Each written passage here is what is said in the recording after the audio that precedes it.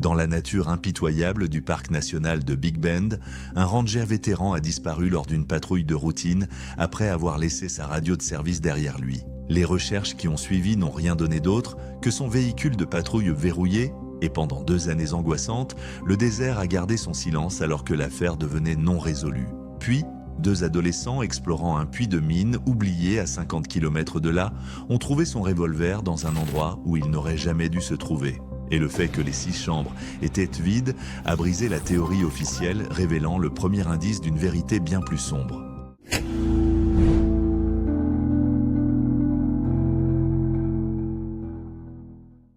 La prise de conscience que le ranger du parc Ronan Wallaby était porté disparu n'a pas commencé par un appel frénétique ou la découverte d'une scène d'accident. Elle a commencé par une station de charge silencieuse. Le 5 août 2020, le soleil impitoyable du Texas commençait enfin à descendre derrière les montagnes Chizos, projetant de longues ombres déformées à travers la vaste étendue du parc national de Big Bend.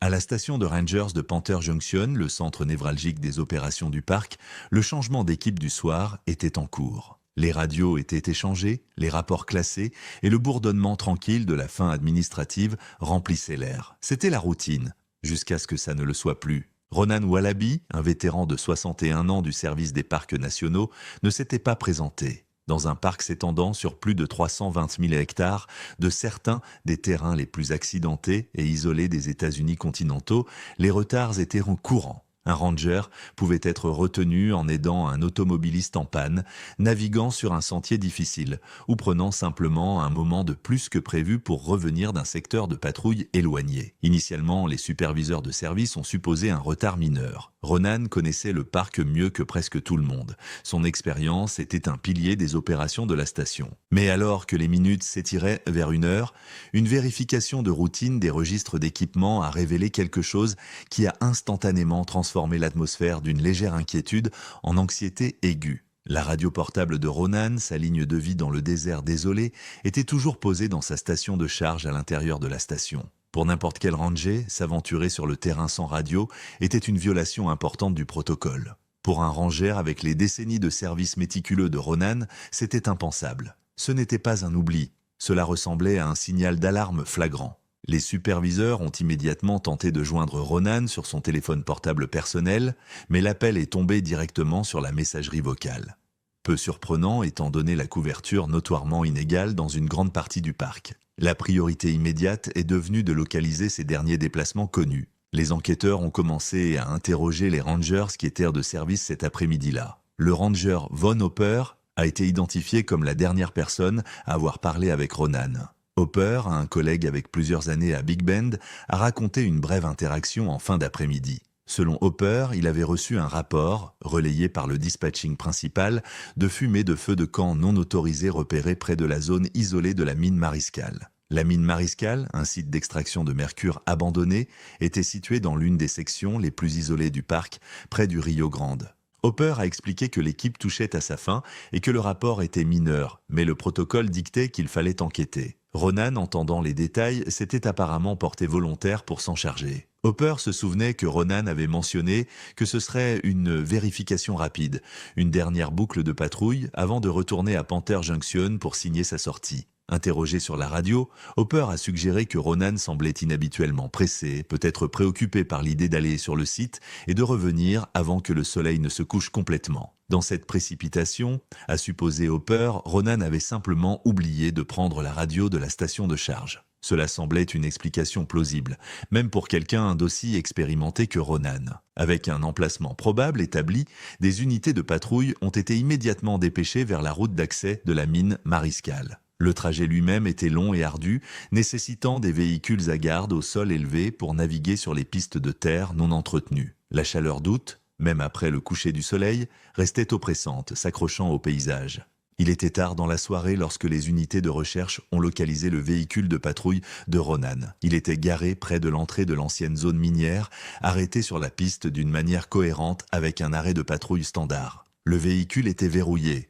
Les lampes de poche coupaient à travers l'obscurité épaisse, éclairant l'extérieur poussiéreux et les environs immédiats. Il n'y avait aucun signe visible de lutte, aucun équipement abandonné, aucune trace menant urgemment loin du véhicule. Il était simplement vide, silencieux, et n'offrait aucun indice sur l'endroit où son conducteur était parti. De retour à Panther Junction, le processus de notification officielle a commencé. Le fils de Ronan, Kellen Wallaby, un policier résidant à Odessa, Texas, a été contacté. La nouvelle de la disparition de son père, couplée aux détails sur la radio abandonnée, a immédiatement frappé Kellen comme profondément anormal. Un rapport officiel de personnes disparues a été déposé, mobilisant les ressources de la branche des services d'enquête du service des parcs nationaux aux côtés des agences étatiques et locales. Alors que Kellen se préparait à faire le long trajet jusqu'à Big Bend, il a souligné un détail unique sur son père aux enquêteurs. Ronan était l'un des rares rangers du service qui portait encore un ancien modèle de revolver de service. Ayant bénéficié d'une clause de droits acquis lorsque le service est passé au pistolet semi-automatique,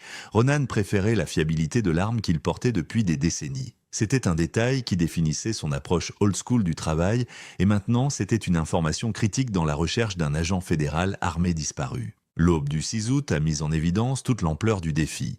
L'opération de recherche et sauvetage, SR initiée pour Ronan Wallaby, était massive, mobilisant des ressources de tout le Texas et des États voisins. L'accent était mis sur le terrain impitoyable entourant la mine Mariscal. Ce n'était pas un territoire de randonnée. C'était un labyrinthe de ravins secs, de pentes d'éboulis raides et de falaises imposantes. Les conditions environnementales étaient brutales. Août à Big Bend est caractérisé par une chaleur extrême, avec des températures dépassant régulièrement largement les 43 degrés Celsius.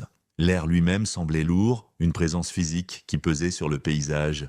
La chaleur entravait gravement les efforts de recherche. Les équipes au sol, vêtues d'équipements de protection et portant de lourds sacs, ne pouvaient opérer que pendant de courtes périodes avant que le risque d'épuisement par la chaleur ne devienne écrasant. Ils se déplaçaient lentement, méthodiquement, leurs yeux balayant le paysage scintillant à la recherche de toute anomalie, de tout éclat de couleur qui n'appartenait pas. Les unités K9, souvent l'outil le plus efficace pour localiser des personnes disparues, étaient largement inefficaces. La chaleur intense évaporait les traces olfactives presque instantanément et le sol rocheux, surchauffé par le soleil implacable, était trop chaud pour les pattes des chiens. L'urgence était palpable. La fenêtre de survie dans de telles conditions, sans eau ni abri, était brutalement courte. Chaque heure qui passait diminuait l'espoir de retrouver Ronan vivant. Le soutien aérien, comprenant des hélicoptères et des drones, fournissait une surveillance aérienne, leurs rotors tonnant au-dessus du vaste vide du désert. Mais le paysage était si complexe, si fracturé par des canyons et des ombres, que repérer un seul individu était presque impossible, surtout si cet individu était blessé ou cherchait de l'ombre. Le poste de commandement SR, établi près de la route d'accès à la mine, est devenu une ruche d'activité, bourdonnant de la tension d'une opération à enjeux élevés où le temps était l'ennemi. Kellen Wallaby est arrivé le deuxième jour, apportant avec lui l'intensité concentrée d'un officier de police et l'anxiété désespérée d'un fils. Il s'est immédiatement intégré au commandement de recherche, fournissant des informations sur les habitudes de son père, ses itinéraires préférés et sa connaissance approfondie du parc. Kellen était catégorique sur une chose, son père connaissait intimement cette zone. Ronan avait passé des décennies à patrouiller dans les coins les plus reculés de Big Bend. Il comprenait les dangers du désert mieux que presque n'importe qui. Il respectait son pouvoir. Kellen a insisté sur le fait que son père ne se perdrait pas simplement, ni ne succomberait à la chaleur ou à la déshydratation sans laisser de signe.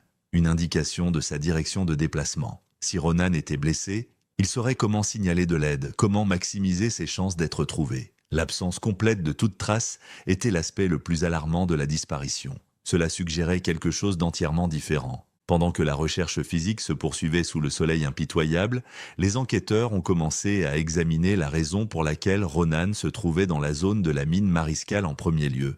Le rapport de fumée de feu de camp non autorisé. Ce détail, relayé par le ranger Vaughn Hopper, était le catalyseur de la dernière patrouille de Ronan.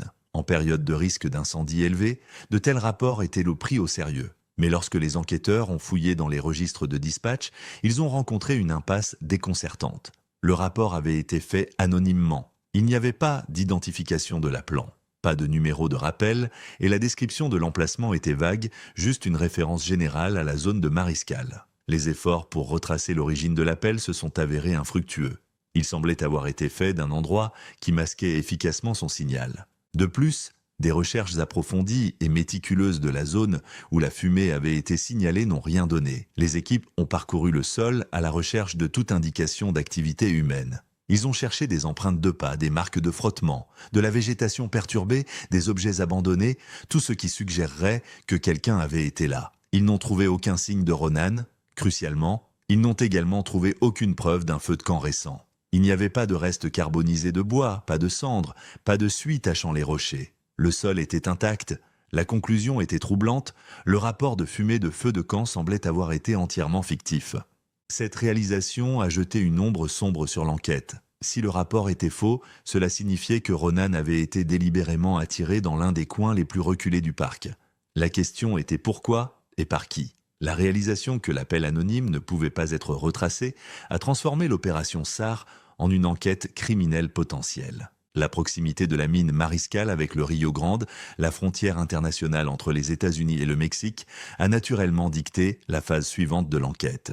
Big Bend, malgré sa beauté accidentée, est un corridor connu pour les activités de contrebande, stupéfiants, armes et parfois des personnes. Le terrain, bien que difficile, offrait une couverture à ceux qui savaient comment l'utiliser. Les enquêteurs ont théorisé que Ronan aurait pu interrompre par inadvertance une opération de contrebande. C'était un scénario dangereux, mais plausible. Un ranger expérimenté apparaissant de manière inattendue aurait pu provoquer une réaction violente de la part de contrebandiers désespérés de protéger leur cargaison. Cette théorie a pris une importance significative lorsqu'une unité tactique spécialisée de la patrouille frontalière, BORTAC, assistant dans la recherche, a découvert une cache de contrebandiers substantiels et récemment abandonnée cachée dans un ravin profond à plusieurs kilomètres de la mine Mariscal. La cache était typique des opérations de cartel.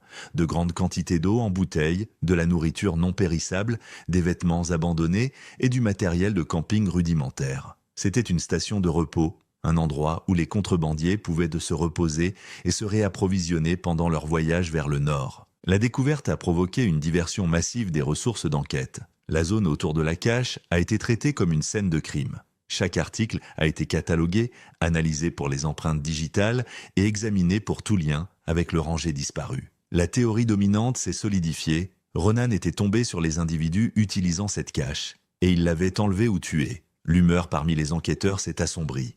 Les confrontations avec des groupes de contrebande organisés se terminaient rarement bien. Pendant plusieurs semaines, l'enquête s'est concentrée presque exclusivement sur cette piste. Les analystes du renseignement ont travaillé pour identifier l'organisation spécifique responsable de la cache, suivant les mouvements et analysant les schémas de contrebande connus dans la région. On avait l'impression qu'ils étaient proches d'une percée, que la réponse se trouvait dans le réseau complexe de l'activité criminelle transfrontalière. Cependant, l'analyse médico-légale de la cache a finalement porté un coup décisif à cette théorie. Les équipes médico-légales ont conclu, sur la base de la dégradation des denrées alimentaires, de l'accumulation de poussière et de débris et de l'absence de perturbations environnementales récentes, que la cache avait été abandonnée plusieurs jours, peut-être même une semaine, avant la disparition de Ronan.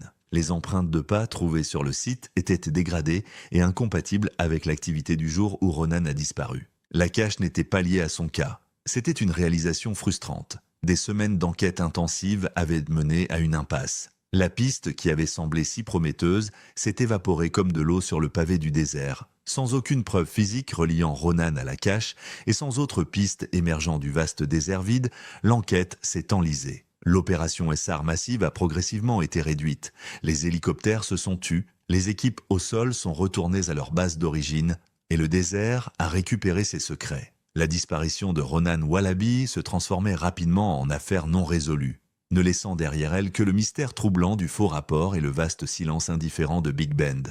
Juin 2022, près de 2 ans s'étaient écoulés depuis que le véhicule de patrouille de Ronan Wallaby avait été trouvé vide près de la mine Mariscal. L'affaire était devenue profondément non résolue. L'urgence initiale s'était estompée, remplacée par un sentiment persistant de mystère et de perte qui hantait les couloirs de la station de Rangers de Panther Junction. Pour Kellen Wallaby, l'absence de réponse était une douleur constante, un refus d'accepter que son père puisse simplement disparaître sans laisser de traces dans le paysage qu'il aimait. Le désert de Big Bend détenait le secret, mais il restait obstinément silencieux. La percée, lorsqu'elle est finalement arrivée, n'est pas venue d'une analyse médico-légale sophistiquée ou d'une enquête minutieuse, mais de la curiosité illicite de 2 adolescents. Jarek Pasternak et Silas Granholm, tous 2 âgés de 17 ans, étaient loin de l'endroit où ils étaient censés être. Ils avaient de conduit depuis El Paso, disant à leurs parents qu'ils campèrent dans les montagnes Guadalupe. Au lieu de cela, ils s'étaient dirigés vers le sud jusqu'à Big Bend,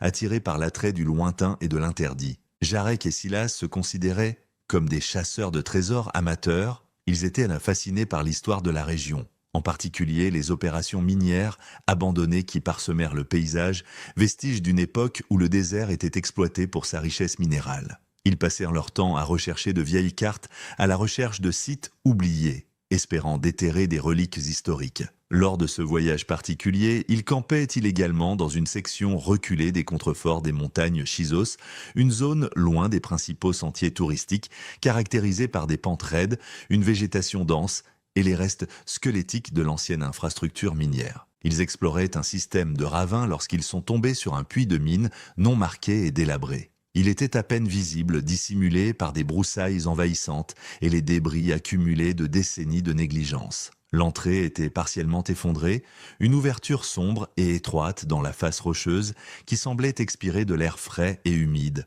un contraste saisissant avec la chaleur du début de l'été. C'était exactement le genre d'endroit qu'ils recherchaient, oublié, dangereux et potentiellement cachant des secrets. En utilisant l'équipement d'escalade de base qu'ils avaient apporté avec eux, cordes, harnais et lampes frontales alimentées par batterie, ils se sont préparés à explorer le puits. L'entrée était étroite, les obligeant à ramper à travers un passage étroit avant qu'il ne s'ouvre sur un puits vertical plus grand. L'air à l'intérieur était épais, avec l'odeur de poussière, de décomposition et de terre humide. Leurs lampes frontales coupaient à travers l'obscurité absolue, éclairant des poutres en ruine, des roches lâches et le silence troublant du monde souterrain. Jarek est allé en premier, sa descente lente et prudente.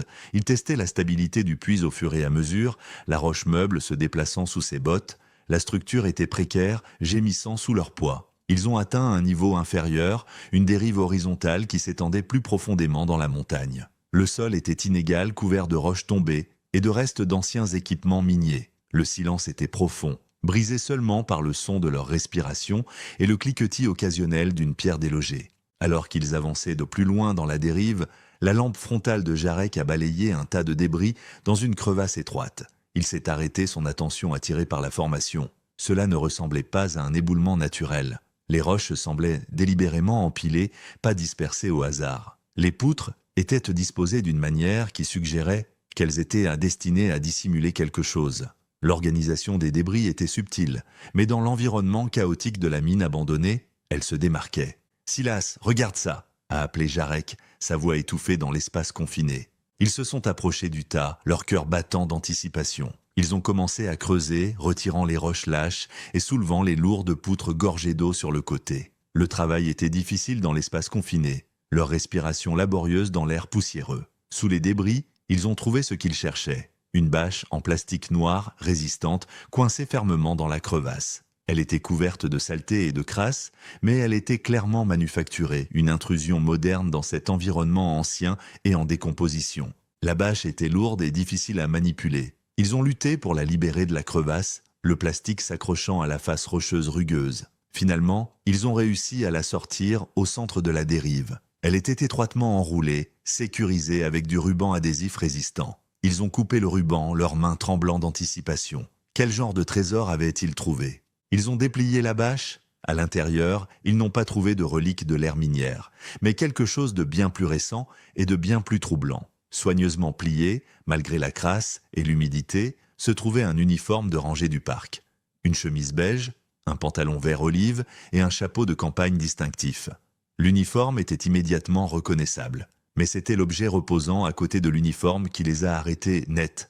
Un revolver lourd, d'un ancien modèle, le silence dans le puits de mine semblait s'approfondir. Ce n'était pas un trésor, c'était une preuve. Ils ont reconnu l'importance potentielle de leur découverte. L'uniforme était officiel, l'arme sérieuse. Ils savaient qu'ils étaient dans un endroit où ils ne devraient pas être, faisant quelque chose d'illégal. Mais la gravité de ce qu'ils avaient trouvé éclipsait leur peur d'être pris. Ils ont soigneusement remballé la bâche et ont commencé l'ascension ardue vers la surface. Émergeant dans la lumière vive du soleil, la réalité de leur découverte s'est lourdement installée sur eux. Ils sont retournés à leur campement en randonnée, ont chargé la bâche dans leur véhicule et ont conduit jusqu'à ce qu'ils trouvent un endroit avec du service cellulaire. Ils ont alerté les autorités, expliquant ce qu'ils avaient trouvé et où ils l'avaient de trouver. La réponse a été immédiate. Une équipe d'enquêteurs de la branche des services d'enquête du service des parcs nationaux, accompagnée des forces de l'ordre local, a rejoint les adolescents et s'est rendue au puits de mine. L'emplacement était éloigné, nécessitant une randonnée difficile pour atteindre l'entrée. Les enquêteurs ont sécurisé la scène, documentant l'emplacement et l'état du puits. De retour à la zone de rassemblement, le contenu de la bâche a été méticuleusement examiné. L'uniforme a été traité pour des preuves médico-légales. Le badge nominatif a confirmé la vérité angoissante. L'uniforme appartenait à Ronan Wallaby. L'arme était l'élément crucial du puzzle. Un enquêteur, portant des gants, a soigneusement examiné le revolver. C'était un ancien modèle, exactement le type que Kellen Wallaby avait décrit que son père portait. Le numéro de série a confirmé qu'il s'agissait de l'arme de service de Ronan. L'enquêteur a ensuite effectué la vérification critique. Il a ouvert le barillet, les 6 chambres étaient vides. La découverte était une bombe, relançant l'enquête et envoyant des ondes de choc à travers le service du parc. Mais elle présentait également un paradoxe déroutant. L'uniforme était intact, l'arme essuyée, et le lieu de la découverte était à environ 50 km, à travers un terrain incroyablement accidenté de la zone de la mine Mariscal où Ronan avait disparu. L'arme vide suggérait une confrontation, mais l'uniforme soigneusement plié suggérait quelque chose d'entièrement différent. Après 2 ans de silence, le désert avait finalement livré un indice, mais c'était un indice qui approfondissait le mystère plutôt que de le résoudre. La découverte de l'équipement de Ronan Wallaby dans le puits de mine abandonné a insufflé une nouvelle vie à une affaire qui avait longtemps été considérée comme dormante. Mais la nature de la découverte a présenté aux enquêteurs une série de questions déroutantes. Les preuves ne correspondaient à aucun des scénarios qui avaient été théorisés lors de l'enquête initiale. Elle ne suggérait pas un accident, une attaque d'animal ou une confrontation typique avec des contrebandiers. Elle suggérait quelque chose de bien plus complexe et calculé. La première priorité était un examen méticuleux de l'uniforme. Il a été transporté au laboratoire criminel du FBI à Quantico, en Virginie, pour une analyse spécialisée. L'attente était que les vêtements révéleraient l'histoire des derniers moments de Ronan. S'il avait été impliqué dans une lutte, s'il avait été blessé, l'uniforme devrait porter les preuves. L'examen médico-légal a été exhaustif. Le tissu a été analysé sous des microscopes à fort grossissement, soumis à des sources de lumière alternatives et testé pour des traces de preuves. Les résultats étaient saisissants dans leur négativité. Il n'y avait pas de trou de balle, pas de coupure de couteau, pas de déchirures ou d'accrocs compatibles avec une lutte violente. Crucialement, il n'y avait pas de tache de sang. Pas une seule goutte du sang de Ronan ni de celui de quelqu'un d'autre. L'uniforme était en parfait état, à part la poussière et la crasse accumulées pendant son temps dans le puits de mine. L'état de l'uniforme suggérait quelque chose de profondément troublant. Il semblait avoir été retiré et délibérément plié avant d'être enveloppé dans la bâche et dissimulé. Cela impliquait un niveau de contrôle, une approche méthodique qui était incompatible avec un acte de violence spontanée. Si Ronan avait été attaqué et tué, pourquoi son agresseur prendrait-il le temps de plier soigneusement son uniforme ? Cela suggérait que Ronan était soit docile, soit incapable lorsque l'uniforme a été retiré. Le pliage soigné n'était pas un signe de respect, mais une démonstration glaçante d'efficacité méthodique. L'absence de preuves de médico-légal sur l'uniforme était tout aussi déroutante. La bâche et l'uniforme avaient été essuyés de toute empreinte digitale. Il n'y avait pas d'empreinte latente, pas de traces, rien qui puisse identifier les individus qui avaient manipulé les preuves. Quiconque avait disposé de l'équipement avait été prudent, professionnel et conscient des contre-mesures médico-légales. Ce n'était pas le travail de criminels amateurs. Simultanément, le revolver a subi une analyse balistique rigoureuse. L'arme a été confirmée comme étant le revolver de service de Ronan.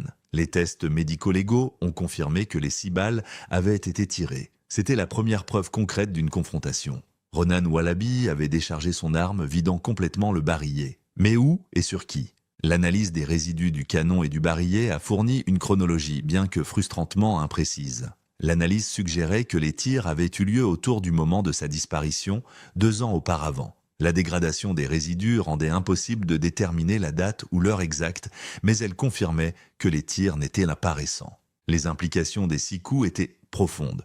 Un rangeur expérimenté comme Ronan n'aurait pas vidé son arme à moins d'être confronté à une menace importante. Il aurait tiré délibérément visant à neutraliser la menace. Pourtant, l'absence de dommages à l'uniforme contredisait une fusillade où il le portait. S'il avait été abattu, il y aurait du sang. S'il avait été impliqué dans une lutte, il y aurait des déchirures. Les preuves ne s'additionnaient tout simplement pas. s'il a tiré les 6 coups, où sont allées les balles? Et s'il ne portait pas l'uniforme quand il a tiré, pourquoi l'a-t-il enlevé? A-t-il été forcé de l'enlever?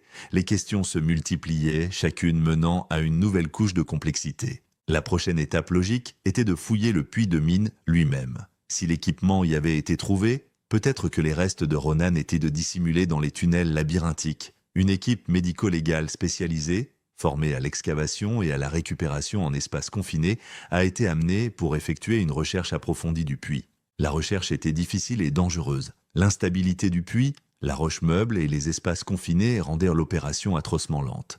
L'équipe devait étayer la structure en ruine avant de pouvoir procéder en toute sécurité. Ils travaillaient dans des conditions exiguës et sans air, le silence brisé seulement par le son de leurs outils grattant contre la roche.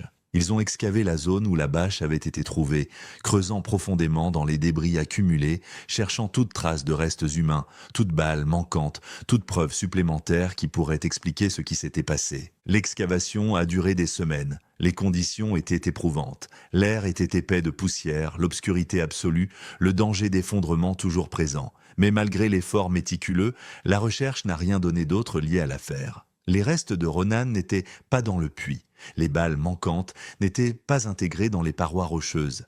Le puits de mine était simplement une cachette pour l'équipement, pas la scène du crime. Avec les preuves physiques offrant plus de questions que de réponses, les enquêteurs ont tourné leur attention vers la division géographique. La distance entre la zone de la mine Mariscal, où Ronan a disparu, et le puits des contreforts des Chizos, où l'équipement a été trouvé, était d'environ 50 km. Cette distance était critique. C'était trop loin pour voyager à pied à travers le terrain accidenté, surtout sans provisions. La séparation géographique, combinée à l'élimination organisée des preuves, impliquait fortement une opération sophistiquée, impliquant un transport motorisé. Quelqu'un avait déplacé Ronan, ou au moins son équipement, de la zone de Mariscal au contrefort des Chizos. Cette réalisation a déplacé l'orientation de l'enquête loin du voisinage immédiat de la disparition et vers le réseau de routes et de sentiers qui reliaient les deux emplacements. Les enquêteurs avaient affaire à un adversaire qui était organisé, méthodique et familier avec le vaste paysage vide de Big Bend. Ils avaient les moyens de transporter des preuves sur des distances significatives, la connaissance pour les dissimuler dans un endroit éloigné et oublié, et la discipline pour ne laisser aucune trace médico-légale. Le mystère de la disparition de Ronan Wallaby n'était plus seulement une affaire de personnes disparues. Il évoluait en une conspiration criminelle complexe. L'arme vide était un témoignage silencieux d'une confrontation, mais l'uniforme plié était un symbole glaçant de contrôle. L'enquête était de retour, mais l'adversaire restait invisible, caché dans l'immensité du désert. La réalisation que la disparition de Ronan Wallaby impliquait une opération sophistiquée, capable de déplacer des preuves à travers la vaste étendue de Big Bend et d'effacer les pistes médico-légales, a forcé les enquêteurs à recalibrer leur approche. Les théories initiales d'une confrontation de contrebande standard semblaient inadéquates pour expliquer l'élimination calculée de l'équipement et le paradoxe déroutant de l'arme vide et de l'uniforme plié. C'était quelque chose de plus organisé, plus profondément ancré dans le paysage. L'enquête a commencé à coordonner étroitement avec les renseignements de la patrouille frontalière, analysant les entreprises criminelles à haut risque opérant dans le parc. Ils ne cherchèrent pas seulement des contrebandiers de stupéfiants, mais des organisations capables de déplacer des cargaisons plus sensibles.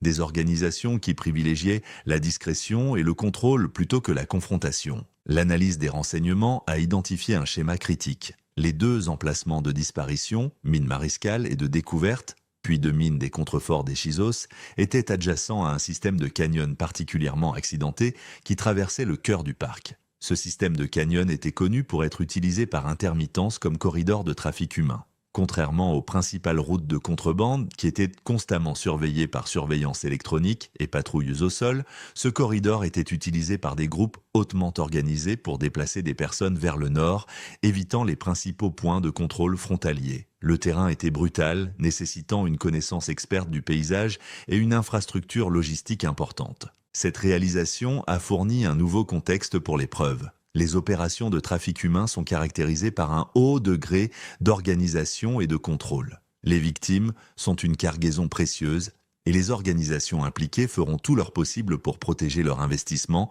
et maintenir le secret de leurs opérations. Les preuves ont été reconsidérées sous ce nouvel éclairage. Le retrait de l'uniforme n'aurait peut-être pas été un acte de violence spontanée, mais un processus méthodique de contrôle. Si Ronan avait été maîtrisé et enlevé, son uniforme aurait été retiré pour vérifier les dispositifs de suivi, pour éliminer tout insigne d'identification et pour exercer une domination psychologique. Le nettoyage méticuleux de l'arme et de la bâche soutenait davantage cette théorie. Les organisations de trafic humain, en particulier celles qui exploitent des réseaux sophistiqués, sont souvent caractérisées par un haut degré de sécurité opérationnelle et de conscience médico-légale. L'enquête a déplacé son attention vers le corridor de trafic suspecté. Des équipes spécialisées, comprenant des opérateurs BORTAC et des pisteurs expérimentés, ont été déployées pour effectuer une recherche détaillée du système de canyon. Ce n'était pas une opération de recherche et de sauvetage standard. Les équipes se déplaçaient à travers un terrain rarement visité, cherchant des signes subtils de passage humain qui avaient été négligés lors de l'enquête initiale 2 ans auparavant. La recherche était lente et méticuleuse. Le système de canyon était un labyrinthe de canyons étroits, de pentes abruptes et de ravins cachés. Les équipes cherchaient toute anomalie, toute perturbation dans l'environnement suggérant la présence d'une opération sophistiquée. Ils naviguaient dans un terrain extrême, s'appuyant souvent sur des cordes et du matériel d'escalade. Ils cherchaient des indicateurs subtils, terre perturbée, branches cassées, objets abandonnés, qui trahiraient la présence des trafiquants. Plusieurs semaines après le début de la recherche, dans un canyon étroit, qui était à peine assez large pour qu'une personne puisse passer, ils ont découvert une zone dissimulée qui avait été utilisée comme campement temporaire. Elle était cachée derrière un faux mur de roches et de broussailles, pratiquement invisible depuis le fond principal du canyon. Le campement était petit, efficace et clairement conçu pour une utilisation temporaire. Il y avait des bouteilles d'eau jetées, des emballages de nourriture et d'autres débris, mais c'était la face rocheuse à l'arrière du campement qui a attiré l'attention des enquêteurs. Sur une face rocheuse en granit, relativement lisse, ils ont découvert un groupe d'impacts de balles distincts. Les impacts étaient étroitement groupés, suggérant qu'ils avaient été tirés à courte portée et avec une visée délibérée. La roche était marquée, la surface pulvérisée à plusieurs endroits. Les enquêteurs ont méticuleusement documenté la scène, photographiant les impacts et la zone environnante. Puis a commencé le processus minutieux de récupération des balles intégrées dans la roche et la terre dense environnante. L'excavation nécessitait des outils de précision et des techniques spécialisées pour extraire les balles sans les endommager. Le travail était lent, effectué sous la chaleur intense du soleil du désert. Ils devaient soigneusement ciseler la roche autour des impacts pour extraire les balles sans endommager les marques balistiques. Finalement, après plusieurs jours d'efforts, ils ont récupéré 6 balles. Les balles ont été immédiatement envoyées pour analyse balistique. Les résultats étaient définitifs. La médecine légale a confirmé que les balles avaient été tirées du revolver de service de Ronan Wallaby. Le mystère de l'arme vide était résolu. Mais la solution présentait une nouvelle réalité glaçante. Le regroupement serré des tirs confirmait qu'ils n'avaient pas été tirés au combat. Il n'y avait pas d'échange de coups de feu, aucune indication de lutte. Les tirs étaient intentionnels et systématiques, déchargés directement dans la face rocheuse. Ce n'était pas un acte de défense, c'était un acte de neutralisation. La réalisation a frappé les enquêteurs avec une force brutale. Ronan Wallaby avait été maîtrisé et désarmé, ses agresseurs, méthodiques et efficaces, avaient ensuite pris son arme, l'avaient transporté jusqu'à ce campement dissimulé et l'avaient délibérément vidé dans la face rocheuse. Ils avaient neutralisé l'arme, s'assurant qu'elle ne pouvait pas être utilisée contre eux et éliminant toute preuve balistique qui pourrait les lier à la scène du crime. Cette découverte a confirmé les pires craintes des enquêteurs. Ils avaient affaire à une entreprise criminelle hautement organisée et professionnelle. Le campement était une station de passage sur leur route de trafic. Ronan était tombé sur leur opération et il l'avait éliminé avec une efficacité froide et calculée. La découverte de l'arme neutralisée a fourni un lien critique entre la disparition de Ronan et le corridor de trafic. Mais elle a également souligné l'ampleur du défi auquel étaient confrontés les enquêteurs. Ils chassaient des fantômes, une organisation qui se déplaçait à travers le désert sans laisser de traces, une organisation qui avait la capacité de faire disparaître un agent fédéral sans laisser de traces. L'enquête avait maintenant une direction, mais le chemin à suivre était semé de dangers. Le corridor détenait la clé, mais les secrets qu'il gardait étaient sombres et mortels. La confirmation que Ronan Wallaby avait été désarmé et son arme neutralisée par une organisation criminelle sophistiquée opérant dans Big Bend a galvanisé l'enquête. La découverte du campement et la correspondance balistique ont fourni une percée critique, mais l'organisation responsable restait insaisissable. C'étaient des experts pour se déplacer sans être vus à travers le vaste paysage vide, utilisant le terrain accidenté à leur avantage. Sachant qu'ils avaient affaire à un groupe qui s'appuyait sur une infrastructure logistique pour soutenir leurs opérations de trafic, les enquêteurs ont initié une plongée profonde dans toutes les données logistiques et électroniques de la zone du parc le jour de la disparition. Ils cherchaient des anomalies, toute déviation des schémas normaux d'activité qui auraient pu être manqués lors de l'enquête initiale en 2020. L'hypothèse était qu'une opération de cette envergure devait avoir laissé une trace, aussi subtile soit-elle, dans l'infrastructure numérique entourant le parc. L'ensemble de données était massif, englobant les registres d'entrée du parc, les images des caméras de circulation, les données des tours de téléphonie cellulaire et toute autre signature électronique qui pourrait fournir un indice. L'analyse était minutieuse, nécessitant des algorithmes sophistiqués et un référencement croisé méticuleux de sources de données disparates. Pendant des semaines, l'équipe d'enquête a tamisé le bruit, cherchant un signal.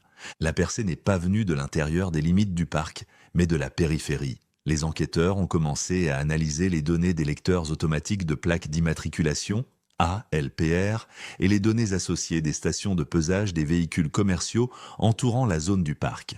Ils cherchaient des véhicules qui étaient entrés dans le voisinage du parc avant la disparition de Ronan et qui étaient repartis peu après. Ils ont découvert une anomalie significative. Un camion de ravitaillement sous contrat avec le service du parc pour l'enlèvement de routine des déchets des avant-postes éloignés a enregistré une divergence de poids inhabituelle le jour de la disparition. Le camion était entré dans la zone tôt le matin suivant son itinéraire prévu. Mais lorsqu'il a passé une station de pesage en quittant le voisinage du parc tard dans la soirée, peu après la disparition de Ronan, son poids enregistré était substantiellement plus élevé que lorsqu'il était entré. C'était l'opposé de ce qui était attendu pour un véhicule d'enlèvement des déchets. Un camion effectuant l'enlèvement des déchets devrait être plus lourd lorsqu'il entre dans la zone, transportant des fournitures et de l'équipement, et plus léger lorsqu'il part, ayant déposé les déchets dans une installation désignée à l'extérieur du parc ou ayant accumulé des déchets moins denses que les fournitures qu'il transportait. Ce camion quittait la zone significativement plus lourd que lorsqu'il était arrivé.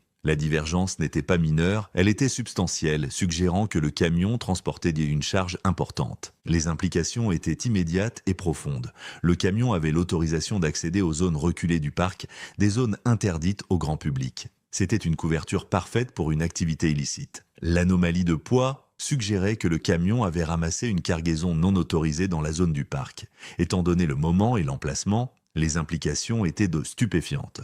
Les enquêteurs ont examiné l'itinéraire enregistré du camion ce jour-là. L'itinéraire semblait inefficace, emmenant le camion près de la zone de la mine Mariscal sans arrêt prévu là-bas. La déviation était subtile, facilement rejetée comme une inefficacité mineure lors de l'examen initial. Mais dans le contexte de l'anomalie de poids, c'était un signal d'alarme flagrant. Le camion avait été dans le voisinage de la disparition au moment où Ronan a disparu. Le camion a été retracé à une petite entreprise de sous-traitance locale qui détenait le contrat d'enlèvement des déchets pour le parc. L'entreprise était banale, une petite entreprise qui comptait sur les contrats gouvernementaux pour ses revenus. Les enquêteurs ont examiné le chauffeur prévu ce jour-là. C'était un résident local sans casier judiciaire significatif, apparemment un employé fiable. Les preuves étaient circonstancielles, mais c'était la première piste concrète qui pointait vers une entité spécifique impliquée dans la disparition. L'anomalie de poids était une déviation de la norme qui ne pouvait pas être facilement expliquée. Elle suggérait un scénario de cheval de Troie, où les trafiquants utilisaient des entrepreneurs légitimes du parc comme couverture pour leurs opérations. Simultanément, Kellen Wallaby, qui avait continué à poursuivre sans relâche toute avenue qui pourrait faire la lumière sur la disparition de son père, examinait les journaux personnels de son père. Ronan tenait des notes méticuleuses, documentant ses observations, ses préoccupations et ses activités quotidiennes. Kellen avait examiné les journaux d'innombrables fois au cours des 2 dernières années, cherchant tout ce qui aurait pu être négligé. Cette fois, armé de la connaissance du corridor de trafic et de l'implication potentielle d'une opération logistique, Kellen a remarqué une série d'entrées qui avaient précédemment semblé insignifiantes. Dans les mois précédant la disparition, Ronan avait fait plusieurs notes sur la présence d'un camion d'enlèvement des déchets spécifique dans des zones non autorisées et restreintes du parc. J'ai vu le camion de déchets près de l'ancienne route Maverick à nouveau. Pas d'arrêt prévu. Le chauffeur a dit qu'il vérifiait les déversements illégaux. Camion de déchets garé en dehors de la route principale près du Rio Grande Village semblait étrange. Il avait apparemment trouvé cela étrange, notant la présence du camion dans des zones où il n'avait pas d'arrêt prévu, mais il ne l'avait pas considéré comme criminel à l'époque. Il avait supposé que c'était une infraction mineure, peut-être un chauffeur prenant un raccourci ou utilisant le parc pour des raisons personnelles. Mais dans le contexte de l'enquête en cours, les notes de Ronan étaient une révélation. Elles confirmaient que le camion d'enlèvement des déchets avait fonctionné en dehors de ses paramètres autorisés, dans des zones qui s'alignaient avec le corridor de trafic suspecté. Ronan avait observé l'anomalie, mais il n'avait pas compris sa signification. La convergence de la divergence de poids, de l'itinéraire inefficace et des propres observations de Ronan a fourni aux enquêteurs un dossier convaincant pour une action supplémentaire. Le camion d'enlèvement des déchets n'était plus seulement une anomalie logistique, c'était la pièce centrale du puzzle, le moyen par lequel l'organisation de trafic déplaçait sa cargaison sans être vue à travers la vaste étendue de Big Bend. L'enquête avait maintenant une cible et la chasse était lancée. La convergence des preuves, pointant vers le camion d'enlèvement des déchets et l'entreprise de sous-traitance locale, a fourni à l'enquête l'orientation dont elle avait désespérément besoin. La réalisation que l'organisation de trafic utilisait un contrat gouvernemental légitime comme couverture pour leurs opérations était un témoignage glaçant de leur sophistication et de leur audace. Les autorités ont placé l'entreprise de camionnage et le chauffeur spécifique identifiés dans les journaux de 2020 sous surveillance étroite. L'opération de surveillance était complexe, nécessitant une coordination entre plusieurs agences, y compris le FBI, la DEA et le département de la sécurité intérieure. Ils avaient affaire à une organisation qui avait déjà démontré sa capacité de violence et sa capacité à éviter la détection. La surveillance devait être exécutée avec une extrême discrétion, utilisant la reconnaissance aérienne, la surveillance électronique et des agents infiltrés. Les équipes de surveillance ont suivi les mouvements des camions de l'entreprise, analysant leurs itinéraires, leurs horaires et leurs interactions avec d'autres individus. Le chauffeur, le principal suspect dans l'opération logistique, maintenait une routine apparemment normale, adhérant à ses tâches d'enlèvement des déchets prévues. Mais la surveillance a révélé des déviations subtiles, de brèves réunions dans des endroits éloignés et un schéma de comportement suggérant qu'il était toujours impliqué dans une activité illicite. Les camions prenaient occasionnellement des routes détournées, divergeant de leurs horaires officiels, pour des périodes inexpliquées. Ils faisaient des arrêts dans des endroits isolés, en dehors des limites du parc, des zones sans connexion commerciale officielle. La surveillance a finalement conduit les enquêteurs au centre d'opération de l'organisation. Ils ont suivi les mouvements de l'entreprise, les reliant non seulement au parc, mais à un grand complexe de ranch privé isolé situé en dehors des limites du parc, caché dans la vaste étendue vide du désert de l'ouest du Texas. Le ranch était situé dans une vallée isolée, entourée de collines accidentées, accessible uniquement par une seule route de terre. Le ranch appartenait à une figure notoirement recluse, Olin Quaid. Quaid était connu des autorités comme un riche propriétaire terrien avec des liens suspectés avec des entreprises criminelles, mais il avait toujours réussi à s'isoler des poursuites. Il cultivait une aura de mystère autour de lui, quittant rarement le complexe et menant ses affaires par l'intermédiaire d'intermédiaires. Le complexe du ranch était une forteresse, entourée de hautes clôtures, de surveillance électronique et de gardes armés. C'était un endroit parfait pour une opération clandestine, isolée et sécurisée. La surveillance a confirmé que les camions d'enlèvement des déchets faisaient des visites régulières au complexe, en dehors de leurs itinéraires prévus. L'activité au complexe était inhabituelle, caractérisée par l'arrivée de véhicules à des heures irrégulières et le mouvement de cargaisons entrant et sortant d'une grande structure de grange convertie située près du centre de la propriété. Sur la base de l'anomalie de poids de 2020, des notes de Ronan, des preuves du campement du canyon et de la surveillance approfondie reliant le camion au complexe,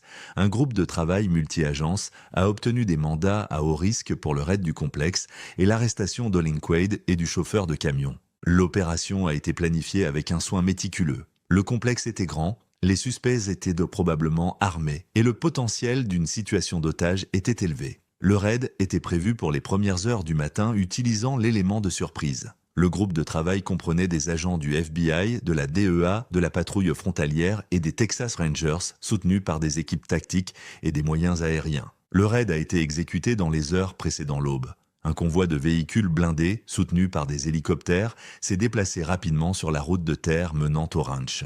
Le périmètre a été sécurisé, bloquant toute voie d'évasion. L'équipe d'entrée, composée d'officiers tactiques lourdement armés, a franchi la porte principale et a avancé vers les structures centrales. L'assaut était rapide, écrasant. conçu pour neutraliser la menace avant que l'organisation ne puisse réagir. Le complexe était un vaste ensemble de bâtiments, comprenant une grande maison principale, plusieurs granges et dépendances. L'entrée initiale dans la maison principale a abouti à l'arrestation rapide d'Olin Quaid, qui a été trouvé dans sa chambre pris complètement par surprise. Simultanément, une autre équipe a arrêté le chauffeur de camion à son domicile dans une opération coordonnée. La fouille du complexe a commencé immédiatement. L'accent était mis sur les grandes dépendances, en particulier la structure de grange convertie, identifiée lors de la surveillance. Alors que les équipes approchèrent de la grange, elles ont noté qu'elle semblait fortement renforcée et insonorisée. Les portes étaient verrouillées et barricadées de l'intérieur. Les équipes ont utilisé un équipement de percement spécialisé pour y accéder. Lorsque les équipes ont percé les portes, elles ont découvert une station de transit sophistiquée pour le trafic humain. L'intérieur de la grange était divisé en plusieurs cellules verrouillées, construites avec des barres métalliques robustes. Les conditions étaient épouvantables, caractérisées par la saleté, la surpopulation et l'odeur de la souffrance humaine. À l'intérieur des cellules, ils ont trouvé plusieurs individus, blottis ensemble dans l'obscurité. C'étaient des enfants et de jeunes adultes, principalement d'Amérique centrale et du Sud. Ils étaient mal nourris, terrifiés et montrèrent des signes d'abus. Ils attendirent le transport plus au nord, la prochaine étape dans le réseau de trafic. La découverte a confirmé l'existence de l'organisation de trafic et le rôle du Ranch Quaid comme centre névralgique de leurs opérations. Les équipes de sauvetage ont immédiatement commencé à fournir des soins médicaux et à assurer leur sécurité. L'ampleur de l'opération était stupéfiante. Une exploitation brutale de la vulnérabilité humaine cachée sous le vernis d'une entreprise légitime. La fouille du complexe a révélé l'étendue de l'infrastructure de l'organisation. Ils ont trouvé des compartiments spécialisés construits dans les camions d'enlèvement des déchets, conçus pour dissimuler la cargaison humaine. Ils ont trouvé des armes, de l'argent et du matériel de communication. Mais la découverte la plus critique a été faite dans le bureau d'Olin Quaid. Les enquêteurs ont trouvé des cartes détaillées du parc national de Big Bend, y compris les horaires de patrouille confidentiels des rangers du parc et les codes radio. Cette découverte était une bombe. Elle confirmait que l'organisation avait une aide interne, une source au sein du service des parcs qui leur fournissait les renseignements nécessaires pour éviter la détection. L'organisation n'avait pas seulement été chanceuse, ils avaient été avertis. Avec les preuves s'accumulant et l'organisation démantelée, l'accent s'est déplacé vers l'interrogatoire des suspects. Olin Quaid est resté défiant, refusant de coopérer. Mais le chauffeur de camion, confronté aux preuves accablantes et à la perspective d'une prison à vie, a commencé à craquer. Sous un interrogatoire intense, le chauffeur a craqué. Il a avoué son rôle dans l'opération de trafic, admettant qu'ils utilisèrent le contrat d'enlèvement des déchets comme couverture pour déplacer des personnes à travers le parc, utilisant les compartiments spécialisés du camion pour contourner les points de contrôle et les patrouilles. Il a confirmé que l'opération était en cours depuis des années, générant des millions de dollars de revenus pour Olin Quaid et son organisation, puis est venue la révélation critique. Le chauffeur a confirmé leur source interne, le ranger Von Hopper. La révélation a envoyé des ondes de choc à travers l'équipe d'enquête. Hopper, le collègue de Ronan, la dernière personne à l'avoir vu vivant, avait été l'informateur de l'organisation. Il était payé pour fournir des renseignements, détourner les patrouilles et assurer le bon fonctionnement de la route de trafic. Le chauffeur a révélé les détails horribles du piège. Le jour de la disparition, un transfert actif avait lieu. Un groupe de migrants était déplacé à travers la zone de la mine Mariscal, utilisant le camion d'enlèvement des déchets. Hopper, conscient de l'opération, a utilisé le faux rapport de feu de camp pour envoyer délibérément Ronan, son collègue, directement dans l'opération. L'appel anonyme n'avait pas été anonyme du tout. Il avait été orchestré, par Hopper, un mouvement calculé pour éliminer une menace potentielle. Ronan n'était pas tombé sur l'opération par accident, il avait été attiré dans une embuscade. La réalisation que Ronan avait été trahi par l'un des siens, un rangé collègue assermenté pour protéger le parc et ses visiteurs, était un coup dévastateur. L'enquête avait finalement découvert la vérité, une vérité bien plus sombre et plus insidieuse que quiconque n'avait imaginé. L'arrestation du ranger Von Hopper a eu lieu à la station de rangers de Panther Junction, l'endroit même où la disparition de Ronan Wallaby avait d'abord été réalisée. L'atmosphère était lourde de trahison.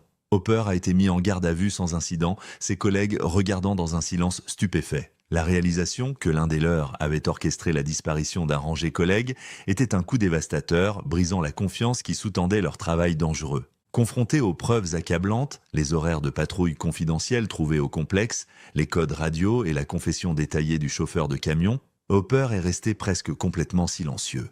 Il n'a pas nié les allégations, mais il a refusé de fournir des détails sur la direction de l'organisation, l'étendue de leurs opérations ou l'identité des autres impliqués. Son silence n'était pas né de la défiance, mais d'une peur paralysante. Il a déclaré seulement que l'organisation derrière le trafic était bien plus dangereuse et étendue que les autorités ne le comprenaient. Il a clairement indiqué qu'il les craignait plus qu'il ne craignait la prison.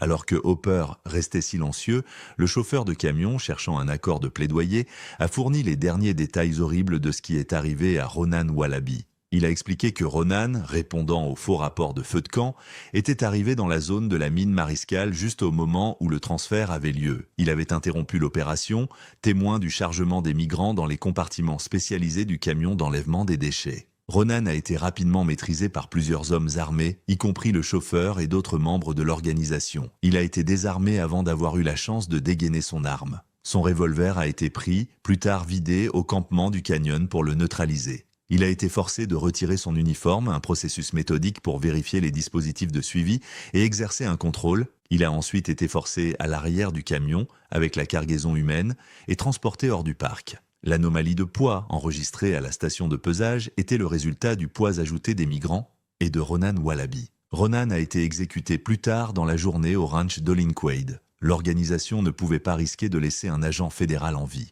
Le chauffeur a admis avoir enterré le corps de Ronan sur une partie éloignée de la propriété de Quaid. L'uniforme et l'arme ont été éliminés des jours plus tard lors d'un voyage séparé. Le chauffeur a expliqué qu'ils avaient vidé l'arme au campement du canyon pour s'assurer qu'elle était neutralisée avant de la cacher dans le puits de mine, un mouvement calculé pour confondre les enquêteurs et détourner l'attention de la véritable scène du crime. Sur la base de la confession du chauffeur, les autorités ont excavé le site indiqué sur le ranch. Profondément sous le sol aride, ils ont récupéré les restes de Ronan Wallaby. Après 2 ans d'incertitude, le mystère angoissant était enfin résolu. Olin Quaid, le chauffeur de camion et Vaughn Hopper ont tous été condamnés et ont reçu des peines de prison à vie pour leur rôle dans la conspiration de trafic et le meurtre du ranger Wallaby. La découverte des restes de Ronan Wallaby a apporté une certaine fermeture à sa famille, mais la trahison qui a conduit à sa mort a laissé une cicatrice permanente sur la communauté soudée du parc national de Big Bend.